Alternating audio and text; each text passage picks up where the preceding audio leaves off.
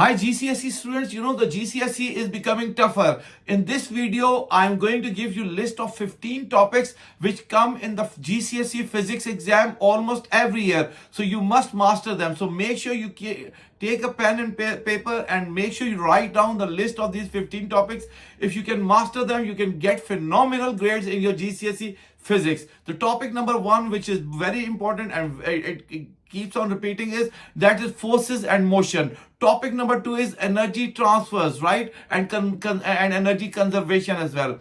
Third one is electricity and electrical circuits. Remember, electrical circuits are very important, right? So you need to master them and you need to be able to do the mathematical question or numerical questions related to the circuits as well. The next thing is atomic structure. You must master it. Next one is about waves, right? Both the waves, light waves and the sound waves. Remember, you should be really good in that. The next one is particle models, right? Particle models of the matter. You need to be really good in that. The next most repeated topic is about magnet, right? You need to be really good in magnetism. So make sure you learn about it quite in detail. The next one is work, power, and efficiency. That is very important topic. You must master that. Next one is specific heat capacity. Remember, specific heat capacity is very common in exam. You must master that in physics. Remember, the next one is national global energy conservation. National global energy conservation. It is kind of must that there will be a question about this as well.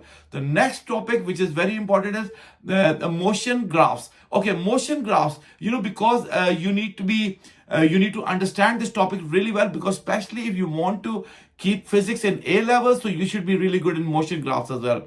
And then Hooke's law of electricity, and the last one is pressure in fluids. Remember, pressure in fluids, it has come in the this year's exam as well. So and I think last year as well. So it may come in the future year as well. So be very careful. So guys, make the list of these ones and master these topics. I'm pretty much sure you'll get phenomenal grades.